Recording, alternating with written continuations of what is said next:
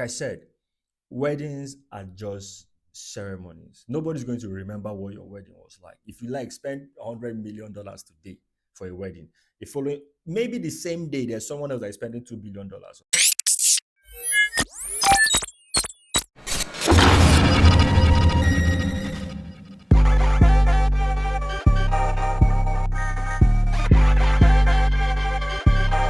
Magnificent. What's up, guys? Welcome back to a fresh episode of Team Talk. How you doing? So this thing, I don't know. I don't know the reason why. Most times when people want to get married, right? I don't know if they forget that that whole wedding day is just a day, just a ceremony that you guys are going to have, and then you have a whole marriage, which is the whole association that you guys are going to be in. That whole marriage thing is just that whole wedding day is just what starts your. That's the only what's it called? The only association or the only certificate you get before you start the institution. Other institutions, when you are done with it, you get a certificate for it. But for marriage, the day you start, you get a certificate for it. And then people get to forget all. It's just like reverse mechanism. Now you go to school, you suffer, go to class, do all of this. Then when you're done, you get a certificate. But for this, you are being handed over a certificate because that's when the struggles of marriage start. So most times, people try to go beyond their means, try to throw this extravagant wedding and all of that. And then when marriage starts, they get to struggle. So I saw this video that was making rounds. I don't know if the video is new though, but I was just going online. I saw the video. It just made sense to me. I said, let me react to it. So you guys should also share the video, give me your thoughts and all of that. Let's watch the video then. Yeah. I've been married for 8 months. I dated my wife for 3 years and we finally decided to get married last year. Before the wedding, I told my wife that I had saved 40,000 Ghana cedis and that's what I wanted to use for the wedding. That was my budget and I wasn't going to spend more than 40,000. So I told her, since weddings are mostly for women, she should do her things to fit in a 40,000 budget. So I was there about 2 months to the wedding when my wife walks to me and tell me she has 120,000 Ghana cedis as a contribution to support the wedding. Tima, I felt that was too much money to waste on just a day ceremony. So I tried talking her into using just half and save the rest for our afterlife. She said no. So, I left it because I didn't want it to be a huge issue. And so finally I agreed and added my 40,000 Ghana cedis to it, making it 160,000. Tima, our wedding was very big to the extent that my friends were surprised I could afford all that luxury. But I told them I had support from my wife. Tima, can you believe that right after the wedding, my wife walks up to me during our honeymoon that the money she gave me was a loan and that I have to pay up because I'm the man. Tima, truth be told, I felt bitter because I felt my wife lied and took me for a ride. I lost all the love and respect I had for her the very minute she told me that.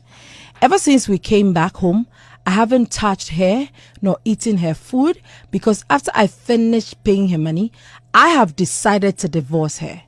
Every month, I pay 5,000 Ghana cedis out of my salary for that loan. I didn't understand. I didn't want to talk back. So I agreed I don't love her again because I'm so pained.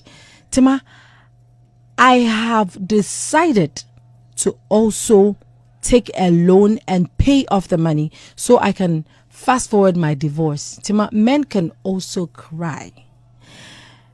But this very one is eating my soul. For the meantime that we're staying together, I'm lost. Please, what do I do? Chale Ghana people. I don't know, like your currency is good. I don't know for anybody, anywhere you are watching, just see the calculators yourself, do the math yourself. 40,000. The man had 40,000, dated this lady 3 years, and then of course, when it was time to get married, the woman came up with 120,000. You see, this is the problem I have with all of this. As a man, you need to be very, very affirmative about what you want to do, right? There are certain things that you have to let your woman take the lead. for certain things you don't know. But then you are getting married. You are getting married to somebody to come and assist you, somebody to come and help you, somebody to come and, just be like your support system. Basically, that's what it is. So if you are getting married to somebody and your financial intelligence is at, let's say, 80%, you need somebody that will come with, even if it's 20% to aid your, if your capacity is at 50%, you just need somebody to help you in certain things. And there are some certain things that women are just better at doing than a guy, you know. So in a situation whereby you want to get married, like I said, weddings are just ceremonies. Nobody's going to remember what your wedding was like. If you like, spend $100 million today for a wedding. The following, maybe the same day, there's someone else that is spending $2 billion on that wedding. So there's no point killing yourself.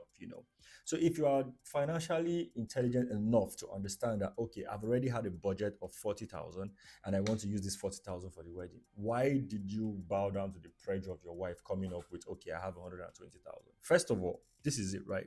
There are ladies that are making legit clean money out there. So you have to be intentional about who you are dating. You have to be intentional about who you intend to get married to.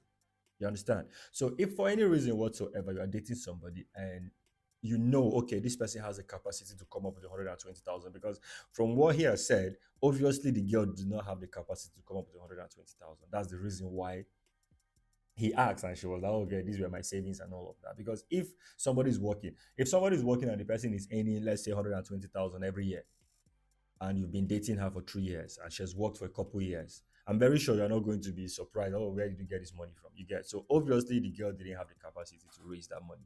And he wasn't affirmative enough to be like, no, this is my budget and this is what you are going to work with. So the girl said 120,000. You accepted in the first place. And that was where you made the error.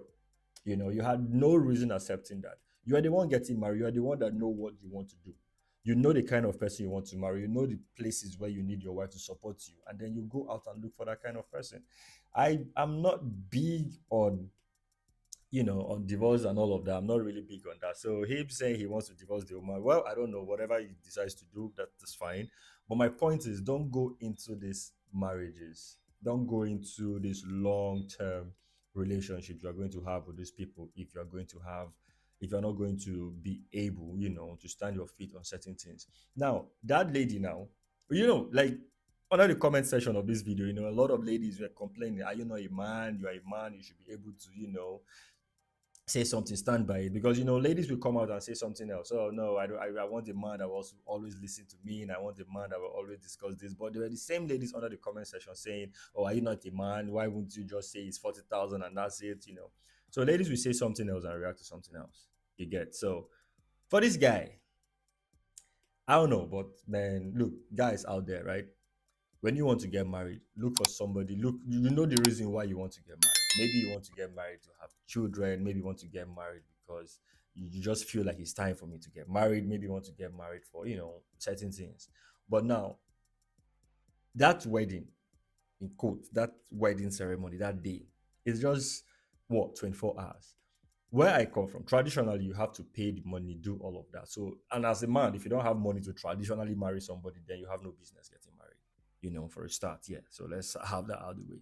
So if you've done your traditional wedding, this white wedding of a thing, you can go to church. That's what it is, right? Get your pastor, get your priest, get anybody it is that you are, that anywhere it is that you worship, bless the rings, wear it. You're not going to spend up to, you won't even spend much, because it's very sad. Most times, most of the problems that happen in homes are financial problems. So you get married, and after 2 weeks, all right, what am I saying? After like 2 years, the first 2 years, you are spending time paying back loans you collected because of, you're trying to make a very big wedding and all of that. It's pointless.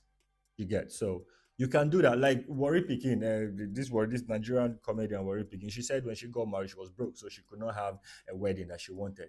Fine, they got married.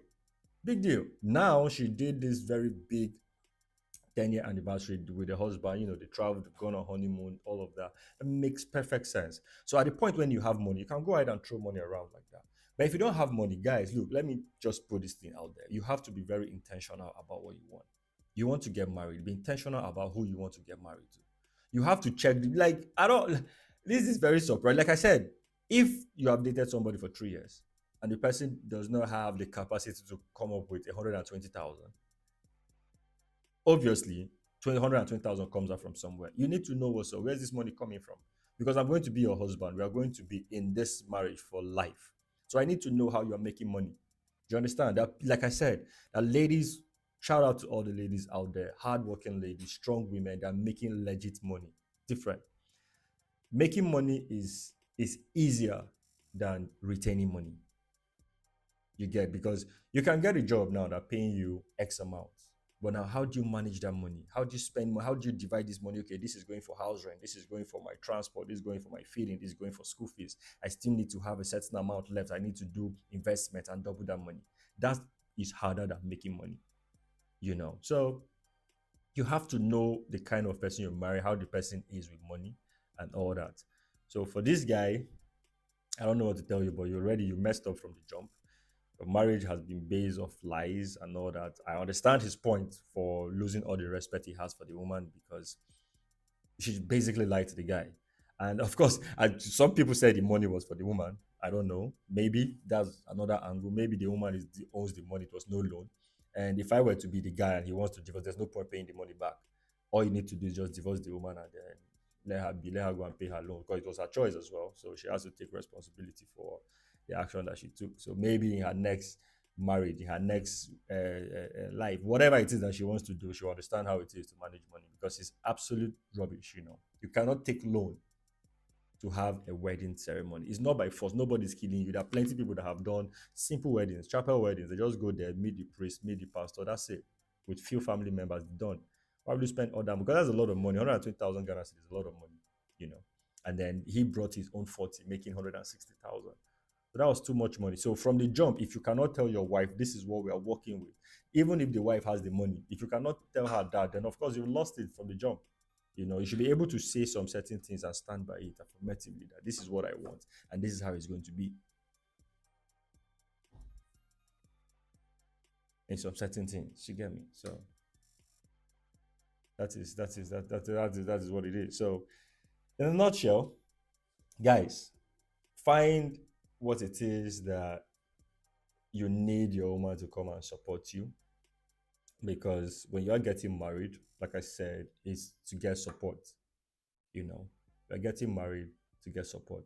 So you have certain lapses. So you need this woman to come and fill up those certain lapses so that both of you can grow. At the same time, as the woman as well, you have certain lapses. So you need somebody to come and help you grow. There are some women that, like I said, making money is easier. Handling this money, trying to double this money, trying to fix your finances together is harder. So there's some women that make money. Now they look for a guy, okay, this guy knows how to do this guy can handle my finances for me, this guy is a good leader, this guy can be somebody who, if I get married with, will procreate, okay, it's going to be nice. Fine. Also find that person, put those criteria out there, and then find that person. But if you as a guy, you cannot say, man, this is the wedding and this is how much I have, and we are not going beyond this budget, then I think you lost it from the jump.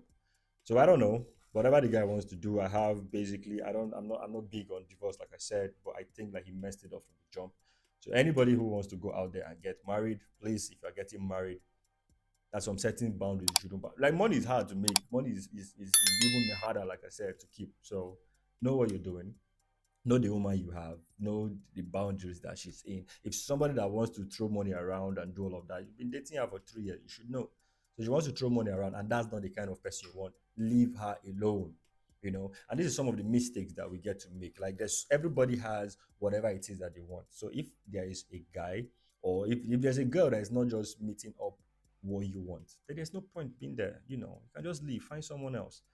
So if there's a girl and she wants big flamboyant, because I'm very sure that girl is not just this wedding that made her just come up with 120,000. Oh, let's spend all of this one day. No, you have been seeing signs. Probably you've been ignoring them, but you've been seeing signs. And for him to even say, I didn't want it to be a big issue, that's to tell you that they have been having such issues before, where something will happen and then when he talks, it will become a big issue. So for him to say, I didn't want it to be big issue, okay, fine, let's just use it.